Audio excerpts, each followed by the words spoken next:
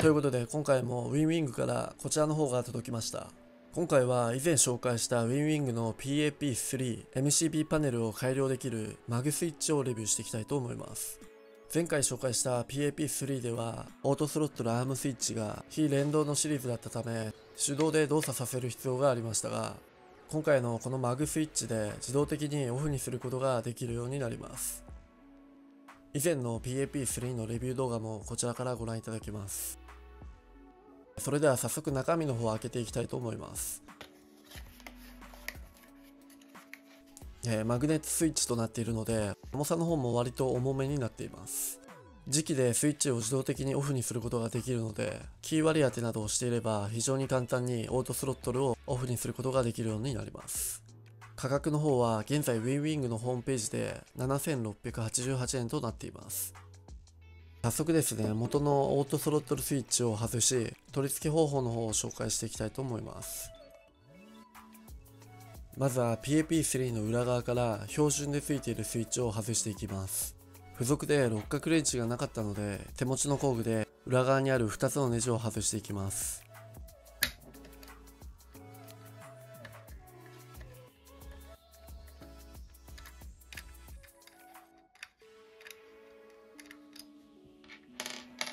外したらコネクターも取り外していきましょう。コネクターの方には爪がついているので押しながら外していきます。その後今回のマグスイッチをはめ込んでいきます。上の方のネジは短いネジになっていて、下の方はこの長いネジになっています。間違えないようにですね、注意して締めていきましょう。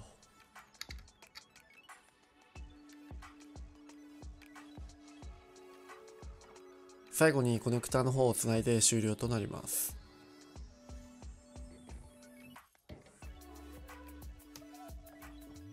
次に MSFS を起動させ動作の方を見ていきましょう。元のスイッチを外しマグスイッチと比べると若干素材の光沢も変わっていました。またオートスロットルアームスイッチをオフにする際、僕の方ではスラストマスターのスロットルにディスエンゲージボタンとしてキー割り当てをしています。オートスロットルアームスイッチをオンにするとしっかりとオンの位置で固定されます。またディスエンゲージボタンを押すことでこのようにしっかりとオフにすることが可能になります。スイッチが下に下がる際は結構力強くオフになります。操作性の方はオンにする際も非常にやりやすく、特に気になる点などはありませんでした。シム内とデバイス側でほとんど同時にオフにすることが可能になります。割り当てをしていない場合でも SIM 内のスロットルのディスエンゲージボタンでオフにすることも可能です。キー割り当ての方はコントロールズオプションからお使いの割り当てたいコントローラーにオートスロットルディスコネクトと検索することで設定できるようになります。PAP3 を購入していて気になられている方には実機に近い感覚でプレイできるので非常におすすめかと思います。ここまでマグスイッチに関して紹介してきましたが、この後はですね、今後ウィンウィングが発売を予定している製品、現在開発中のラインナップを少し取り上げていきたいと思います。まず一つ目がエアバス関連で、エアラインスロットルというスロットルが現在発売予定となっていて、スロットルだけではなくエンジンをスタートさせるためのイグニッションスイッチやエンジン1、2のスイッチも操作することができるようになっています。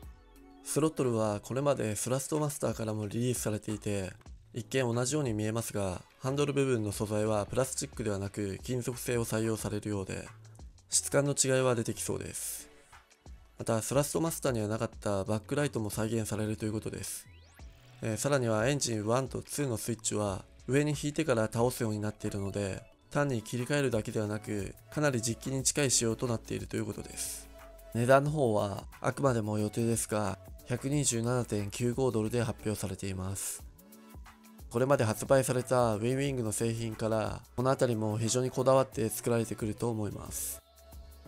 続いてはエアラインスロットルパネルになります。この製品では主にフラップレバーやパーキングブレーキ、またスピードブレーキなども再現され、この辺りも手元で操作が実現でき、飛行中も非常に操作の方はしやすくなりそうです。イメージとしてはスロットルとこのように配置ができるようなので、エアバスファンにはとてもたまらない製品になりそうです。全てを揃えるのは大変ですが、エアラインデュアルコックピットとしてホームコックピットに少し近づけることも可能かもしれません。